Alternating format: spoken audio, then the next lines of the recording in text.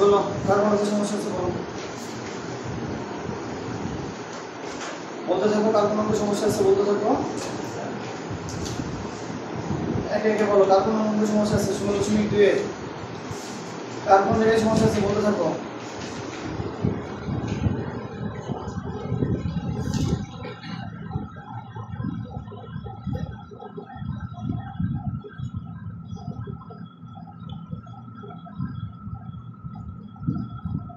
কোনো জায়গা থেকে কারো সমস্যা নাই? হ্যাঁ 16.2 কোনো অঙ্কে কারো সমস্যা নাই?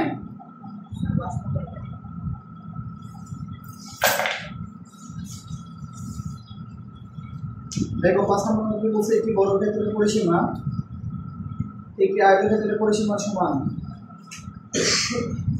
আয়তক্ষেত্রটির দৈর্ঘ্য প্রস্থের 3 গুণ এবং ক্ষেত্রফল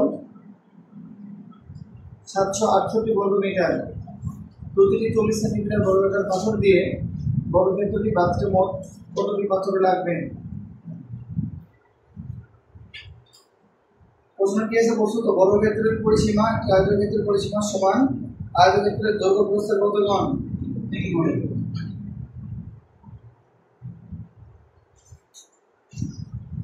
ধরি আয়তক্ষেত্রে সবসময় জন্য কোনটাকে ধরতে হবে?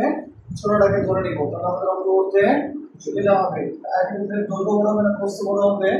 নিঃসন্দেহে আয়তক্ষেত্রের প্রস্থ ছোট, দৈর্ঘ্য বড়। আয়তক্ষেত্রের প্রস্থ কত ধরলাম আমরা? প্রস্থ x মিটার।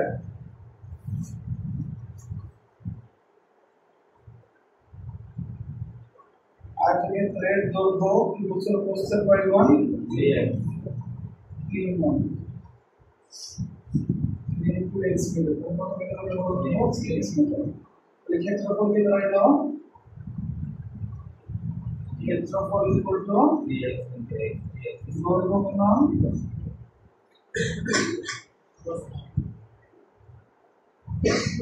প্রস্থ বর্গ একক। আমি কি পেয়েছিলাম বলতো? 3x × x বর্গ মিটার। তাহলে কি দাঁড়ালো বলতো? 3x² বর্গ মিটার। দেখো ক্ষেত্রফল কি পাইছো তুমি? 3x² বর্গ মিটার পাইছো। আর এই মানটা কত দেওয়া আছে এখানে? 768। তাহলে শর্তমতে কি দেওয়া হবে বলতো না? শর্তমতে 3x² 768। x² 768/3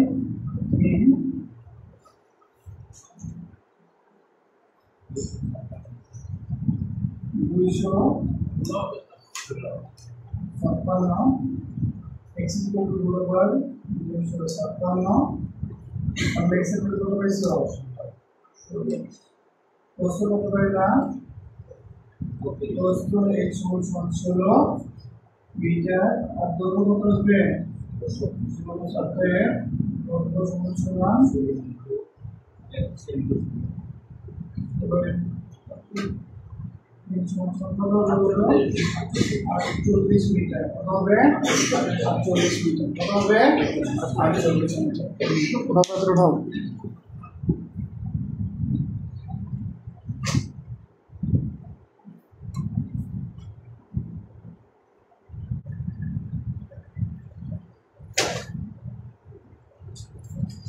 তাহলে দেখো দৈর্ঘ্য প্রথমে পাই আমরা, দৈর্ঘ্য ইকুয়াল টু 48 মিটার। তাহলে পাইছি না আমরা দৈর্ঘ্য সমান 48 মিটার পাইছি। তাহলে তোমরা একটু বোঝার চেষ্টা করো। আয়তাকার ক্ষেত্রের পরিসীমা যত বড়, বর্গাকার ক্ষেত্রের পরিসীমাও তত বড়। আয়তাকার ক্ষেত্রের পরিসীমা যত বড়, বর্গাকার ক্ষেত্রের পরিসীমাও তত বড়। তাহলে দেখো আমরা খালি লিখতে থাকো আয়তাকার ক্ষেত্রের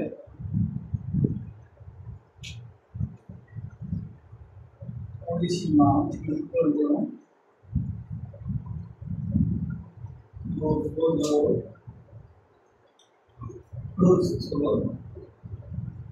দেখুন এখন বলবো 40 plus 16 meter. अपन को बोलने into 64 meter. 40 meter. 128 meter. So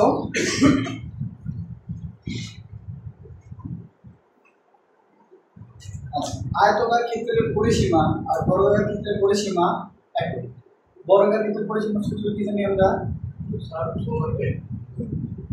আমরা জানি বর্গাকার ক্ষেত্রের পরিসীমা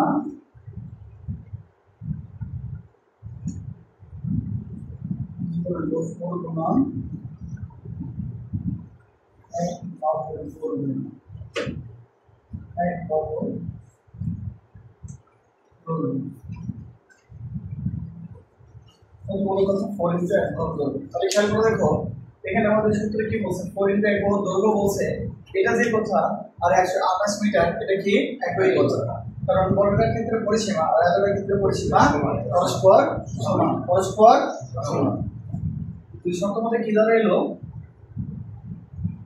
শর্ত মধ্যে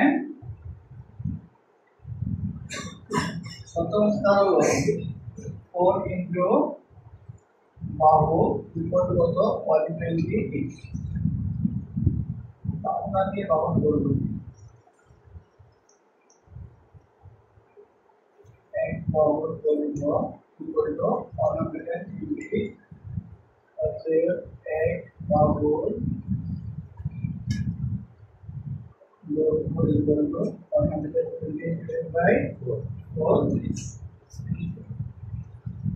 অতএব বর্গাকার ক্ষেত্রে এক বাহুর দৈর্ঘ্য কত দাঁড়াইলো বলতো 32 মিটার অতএব বর্গাকার ক্ষেত্রে এক বাহুর দৈর্ঘ্য এখানে দাঁড়াইছে 32 মিটার আমি খেয়াল করে দেখো তোমাকে কি বলছে বর্গাকার ক্ষেত্রে যে ক্ষেত্রফলটা পাওয়া যাবে এখানে কি বলছে দেখো পরিসীমা সমক্ষেত্র প্রতিটি 40 সেন্টিমিটার বর্গাকার পাথর দিয়ে বর্গক্ষেত্রটি বাঁধতে কতগুলো পাথরের প্রয়োজন চিন্তা করো বর্গাকার ক্ষেত্রের ক্ষেত্রফল বের করতে হবে তারপরে পাথরের ক্ষেত্রফল বের করতে হবে তারপরে বর্গাকার ক্ষেত্রের ক্ষেত্রফলকে পাথরের ক্ষেত্রফল দ্বারা ভাগ করতে হবে বুঝতে পারছো বিষয়টা যে বর্গাকার ক্ষেত্রের ক্ষেত্রফল বর্গাকার ক্ষেত্রের ক্ষেত্রফল is equal to বাহু গুণন বাহু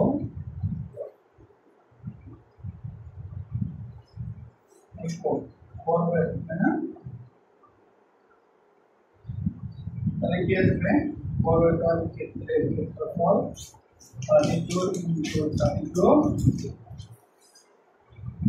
বর্গ মিটার এখানে যদি থাকবে কত হয় 1030 বর্গ মিটার তো তোমাকে কি করতে বলছে বর্গাকার ক্ষেত্রের ক্ষেত্রফল বের করতে হবে তারপরে কি বলছে পাথরের ক্ষেত্রফল পাথরটাও কেমন ছিল বলবো বর্গাকার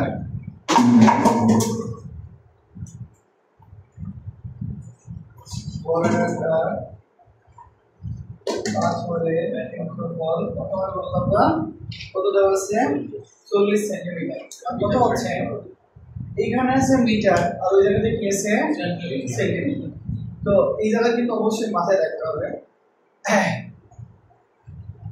একই একক না হলে কখনোই যোগ বিয়োগ গুণ ভাগ করা যাবে না একই একক বিশিষ্ট না হলে কখনোই যোগ বিয়োগ গুণ ভাগ করা যাবে না তাহলে দেখো 40 সেন্টিমিটার মানে কত মিটার হবে এটা দেখো 40 / 100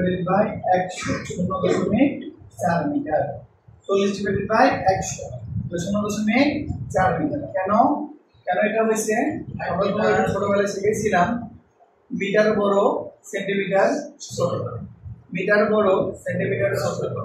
তাহলে সেন্টিমিটার থেকে আমরা কোথায় যাচ্ছি এখন মিটারে, বড় থেকে ছোট গেলে করি গুণ না, বছরে গুণ হয়, তোমাদের মনে আছে? আর বছরটা কি ছিল সব হলে কি হয় বলবো ভাগ হয়। তো সেন্টিমিটার ছোট থেকে কোথায় যাচ্ছি বড়, তাহলে ছোট থেকে বড় থেকে সম্পর্ক দ্বারা কি করব ভাগ করব, আর বড় থেকে ছোট গেলে ওই সম্পর্ক দ্বারা গুণ করব। তাহলে কত মিটার কম পাইলাম বলতো তোমরা 0.4 ইনটু 0.4 বর্গ মিটার। কেন এখানে সাইড নোট দিয়ে দিব 40 centimetre is equal to 0.4 metre. 0.4 into 0.4 হলো তো 0.16 বর্গ মিটার। 0.16 বর্গ মিটার।